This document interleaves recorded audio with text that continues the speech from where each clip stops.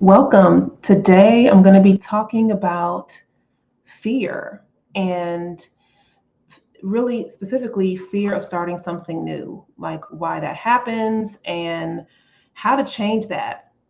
So, if you're at a point or if you have experienced a fear of starting something new and you are when it comes to something that you want to do, something you need to do, and you always seem to just there's always seems to be something that's stopping you, then definitely stay tuned because we're going to talk about that today. So, I want you to think about a situation or an experience that keeps coming up for you. You're wanting to start this thing, and for whatever reason, you seem to hit a stopping point. There seems to be some type of barrier between you doing this thing. Like, why does that happen? One of the things I'm going to share two reasons, or I'm going to share two ways that this can show up for you. There's multiple ways that it can, but two ways that are common are is the first one is fear shows up in a way where you are not sure how to get started. So you're just always stuck in the, well, I don't know how to do it, or or you don't know how to who to ask. So that's one way it can show up whenever you're wanting to start something new and you're not sure why that you keep reaching that stopping point is because you're just like, well, I'm not sure how to do it. I don't know who to ask. Or sometimes you're afraid to ask, right? So that's one way it shows up. And with that, when it comes to not knowing, we have to think about the what type of society we're in right now. There is plenty of information out there on the internet. So information is very accessible when it comes to how to do something. So I would encourage you to think about what is it, what is beyond that? What's the deeper meaning behind not knowing how to do something, not knowing how to get the thing started? Because a lot of times the information is one click away. Like you can literally do a search on Google or on YouTube to get some information on how to start whatever it is that you're wanting to start. There's so much information, almost kind of too much information out there, right? We tend to be overwhelmed with information. And so when it comes to how you should do it, how you should apply it, oftentimes it's like, well, you might not know how to do it when it comes to you specifically. You know, there's information out there, but you don't know how to apply it for your situation. You don't know if it's going to work for you specifically, right? You feel like, oh, well, that can work for somebody else, but it can't work for me. That's usually the underlying reason behind not knowing how to do something or what to do. And when it comes to asking, or having not knowing who to ask, or having a fear of like being afraid to ask someone, this is where, again, possibly doing some research online, but also looking at, there's usually whatever the thing is that you're wanting to do, oftentimes you have some type of inspiration or someone that's either doing something similar, someone that inspired you to want to go the route that you're going or want to try the new thing. So you can lean into those on those people or those organizations, um, that have inspired you to want to move forward in the first place with that thing, and then see how what is their process. Um, who are the experts behind their brand, or who are their mentors, so you can start looking through things in that way. um, and there's tons of books and courses, but then again it goes into, you can start to ask, but then we go into the application, which takes me into the second way that fear of starting something new can show up for you. So when it comes to, let's say that you know what to do, right? And maybe you're not afraid to ask. So then you go into research mode. You start collecting all this information, and that's all you end up doing. You just collect a bunch of information and you're not taking action on the information. So with that, and this is, I'm definitely guilty of this, right? Just collecting all this information, having it, storing it, holding on to it, reading it, or saying that I'm going to read it later, right? Can you relate? Let me know. Let me know in the comments. But when it comes to just collecting the data, you feel like, oh, well, I can get back to it, or oh, when I'm ready, then I can use it. But then you end up getting overwhelmed with having all of these resources that you've collected. Maybe you've even purchased some courses or signed up for some coaching, or bought the books or all the things, and then you don't know which source of information that you collected, you don't know which one to apply, and it just becomes overwhelming. And then you're just like, well, damn, I'm not sure what I should do, or which one should I start first? And then that becomes overwhelming. And then you just end up with more inaction. You end up still just not doing anything. And then that can be exhausting. Then you just stay in research mode. So those are the two common ways that I see people getting stuck, or like how it actually shows up with that fear of getting started. You're either in that I don't know what to do, or I don't know who to ask, or you have a fear of asking, or it shows up and you're collecting all the information, but you're not actually applying it or taking action on anything. You just have all this information. And it can be very easy to stay stuck there. And you kind of end up in this loop of, okay, well, I'm going to start thinking about this again, and then nothing happens. So let's talk about why this happens, like, and what you can actually start doing about it. One of the things, so the reason why this happens is because there's a gap. There is a gap between where you are right now and that execution phase of you actually starting this thing. What is within that gap? What is that? So there's a few things. Part of it is preparation. You're not preparing. And by preparing, and I've done videos about creating space, but you're not preparing for what is actually required, but what you actually need to adjust in your life or in your schedule for this thing to happen. So that's one aspect of preparation. Another aspect is an overall identity shift.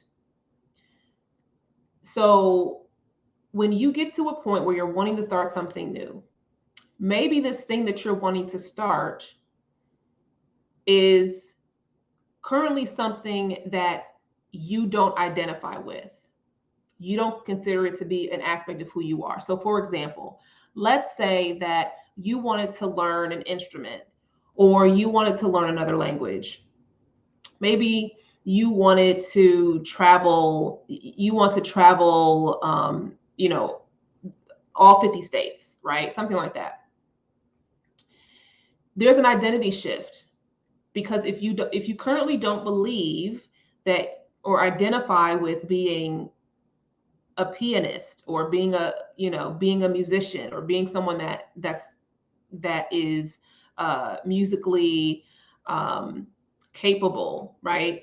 If you don't identify with being the traveler, the jet setter, if you don't identify with being bilingual, multilingual, or a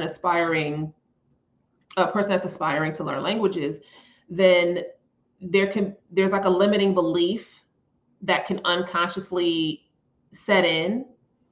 And then it's like, well, I like the idea of this thing that I want to start, but there's a part of you, this is the gap that I'm talking about, that doesn't believe that you are that, or that you can be that. And this is why preparation is so important. And it's okay to not identify with that aspect of what you are wanting to do, But what is necessary is there needs to be a level of acknowledgement for that, starting that process of being in that beginning phase. Another thing that's in the gap. So I talked about preparation, and I talked about like an identity shift, and there could tend to be a limiting belief when it comes to who you need to become, or like what you feel like that should look like. And oftentimes we don't want to. We feel like if we're starting something new, it has to be perfect. We have to do it. We have to be like, orchestra level ready if we're starting to play starting a new instrument, or if you're wanting to travel, you have to automatically have all of the money, all the funds, and know all the things, and that's not really the case. Like, same thing if you're the other example I shared was learning a language. You're wanting to learn this language, and you think that all of a sudden after your first lesson that you're supposed to just be completely fluent in a new language. We place these unnecessary expectations on ourselves sometimes, and that can also be a limiting belief. That's also within that gap. It's like, well, I know if I start, I'm not going to be good at it.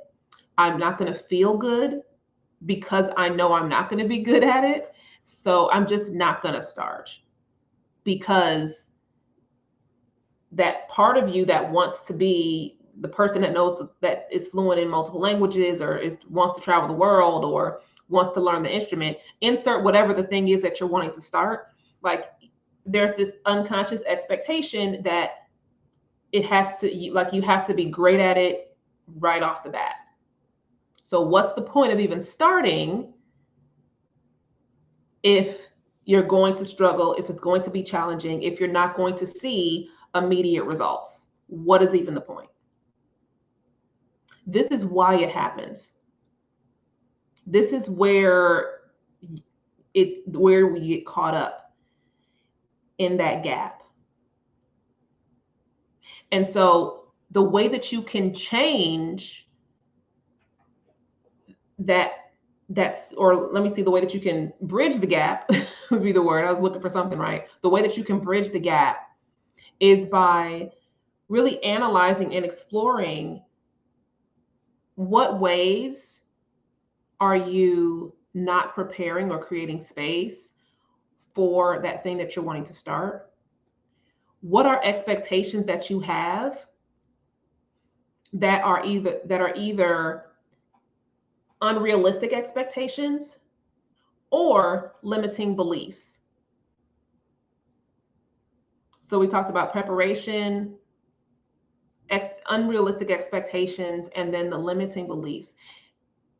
That's how when you start to explore that is how you can start to really look at how you can make starting something new, whatever that thing is, how that can actually be realistic, how you can make it work for you. So a question to ask is, there's a part of me that wants to be perfect at this. Everybody does. But what would it look like if I started knowing that I'm not going to be good at it the first time, or the second time, or the third time, knowing that it's going to take work, knowing that it's not going to necessarily feel good if I'm messing up, but that's actually part of the process. That's actually realistic. And that doesn't mean you're wrong, right? Like, that doesn't mean that you're doing something bad or doing something wrong if you're making a mistake when you're starting something new. And we often get stuck and caught in that fear of making a mistake, and we don't want to be wrong because it doesn't feel good.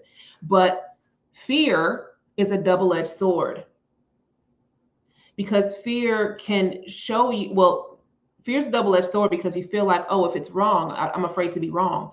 But it's not about being wrong. It's about taking action and learning, and then looking at how can you improve based off of the action that you've taken.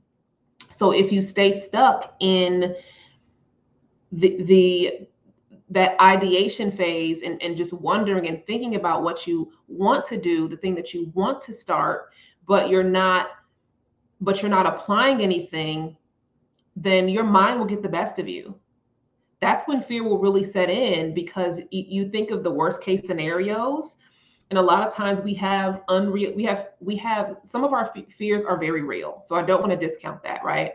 But some of the fears are more, we put more weight on it than we should. Yes, it's going to be uncomfortable. Yes, you might be afraid of people seeing you a certain way or whatever, or you might be afraid of making a mistake. But think about all the things that can happen when you start, when it comes to, oh, you can learn this new thing and you can do some things, quote unquote, right. Or you can see what your strengths are in this thing that you're starting.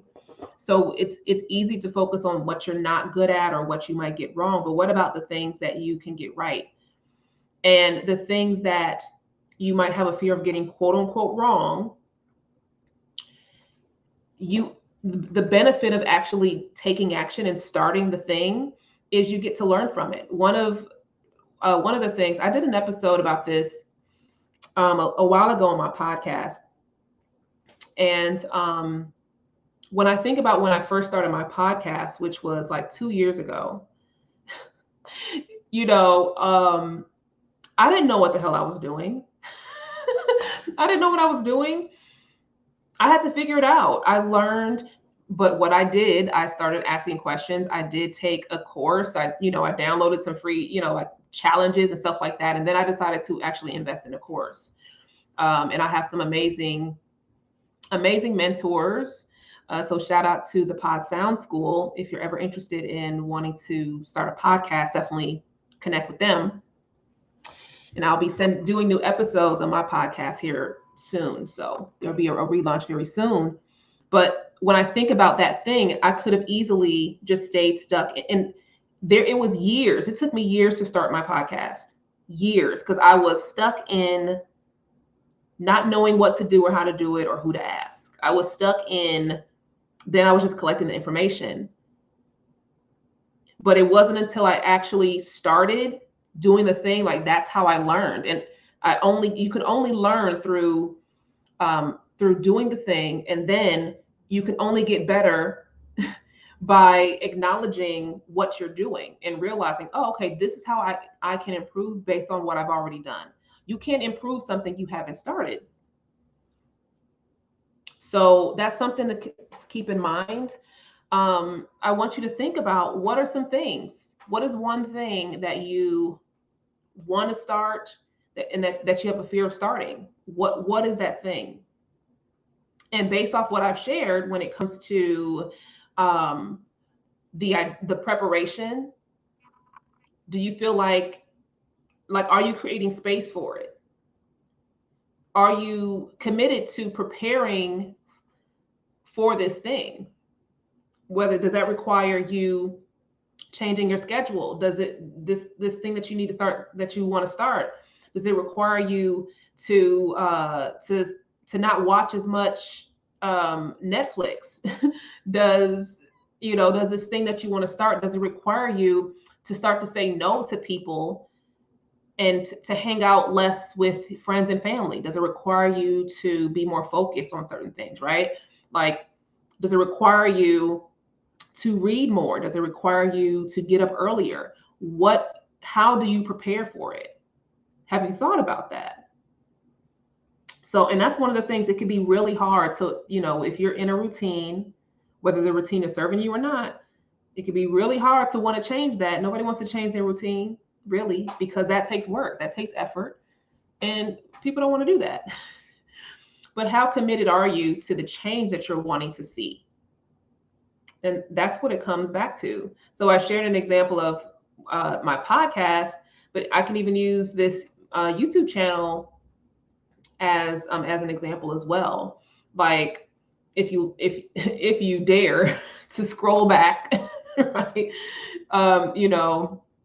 Dig into the weeds of this YouTube channel, and you see, like, when I first started this channel, which was in like 2017, I think. And I think I started with like just a couple of like meditations here and there.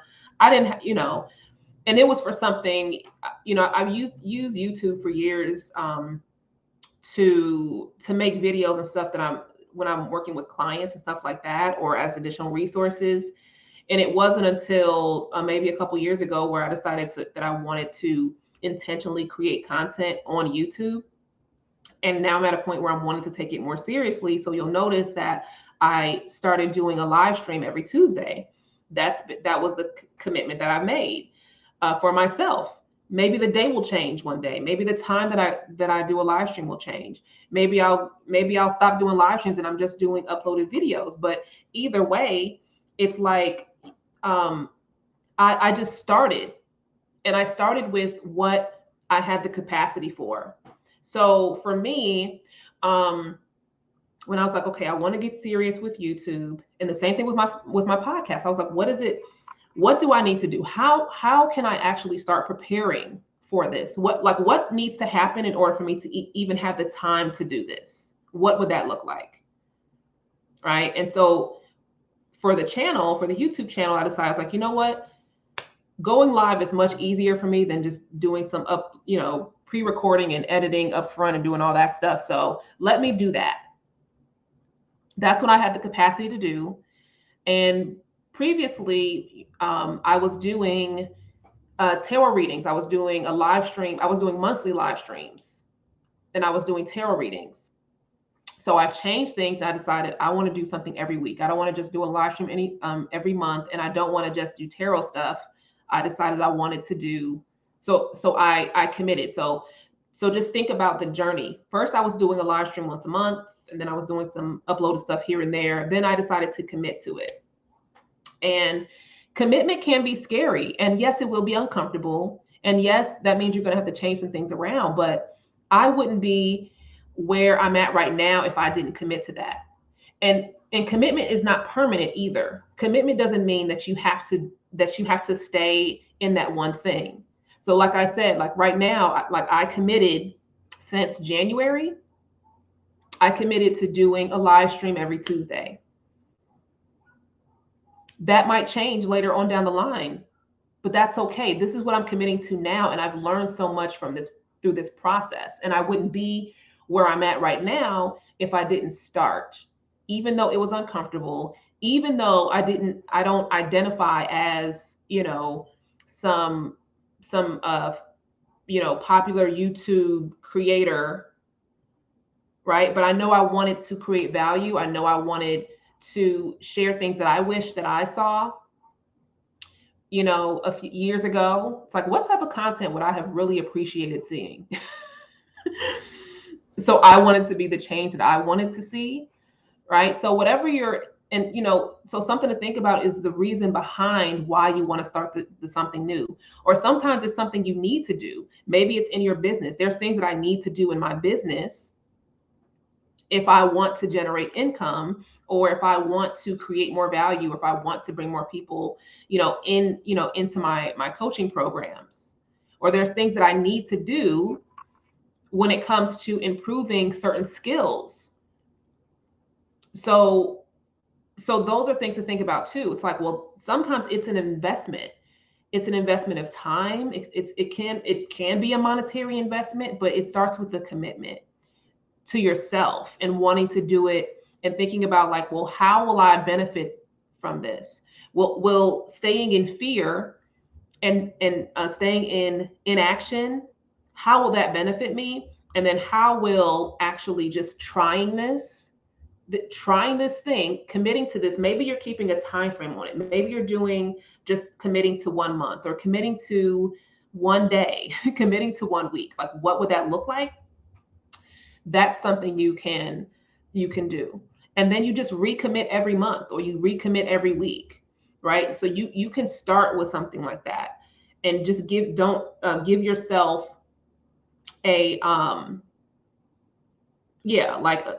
a block of time to commit to, and then you can reevaluate and adjust. So that's something you can do. Definitely. And I often need time to change my routine. Yeah, I definitely do. And so I like to operate in seasons. So I like to plan, for every 3 months. So it could be seasons or quarters. And so sometimes I'm looking at, okay, well, what do I need to change? I look at it seasonally, and then I also look at things monthly. So, so like right now, by the end of this week, I'm gonna be evaluating like what things do I need to change for things that I'm wanting to do. What is that gonna look like for me next month? And I reevaluate things in my schedule every month, but also I have like a seasonal theme. And it's okay to have time to take time to adjust things in your schedule. And this is why, that preparation part is so important. Like you saying yes to something and starting something new doesn't necessarily mean you have to do it tomorrow. Maybe you're planning to start this thing and you're actually creating space to do this next quarter or next month. And you are actually putting this in your schedule and preparing for that. So by the time that happens, like you already have it scheduled out. I definitely need to commit. I think I have commitment issues. Listen, I feel you on that. Sometimes it could be a challenge to commit. And especially when it comes to ourselves, because what is the consequence of breaking a commitment that we make to ourselves? I did a video that talked about why we can't keep promises to ourselves. So if you haven't checked out that video, be sure to do that. And I'll link it in the description as well. But yeah, that commitment to self is so important. Before you can commit to someone else in any shape or form, commit to your and it's easier to show up for other people. It's easier to show up for other people than it is ourselves. Why? Because, and this is why I mentioned fear is a double-edged sword. Why? It's because we're afraid that they're going to judge us. We don't want them thinking that we're bad people. We don't want people thinking that we're not responsible or that we're not accountable or that we don't show up. Why is it so easy to do that for someone else, but we can't do that for ourselves? You see how fear can motivate you, right? That's the double-edged sword. It can motivate you, but it can also keep you in a place of resistance, especially when it comes to things that you want to do for yourself. So I hope that what I've shared has given you some clarity or even some insight on how you can start to navigate those moments or those situations where you want to start something new, or you need to start something new, and you just keep having this fear around it. I hope that what I've shared has given you some clarity on why and how it shows up, which I mentioned earlier in the video, and then also what you can start to do to move through that. And I've said this in other videos, and you're going to hear me say this all the time. The goal or the purpose of fear is not to eliminate fear out of your life. Fear will be there. Fear is actually, like I mentioned, a double-edged sword. Fear, it can motivate you.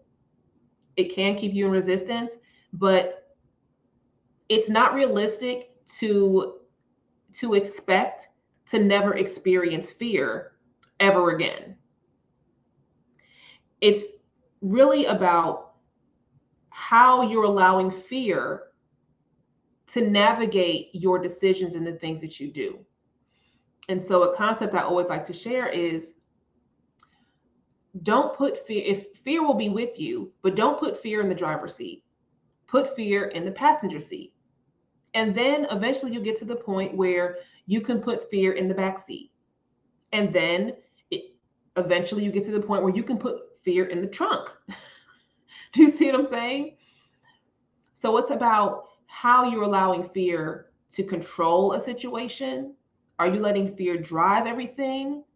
Is fear in front of you driving it, or is fear behind you and you're carrying the fear, or is it just off to the side somewhere? That's how I would encourage you to look at fear.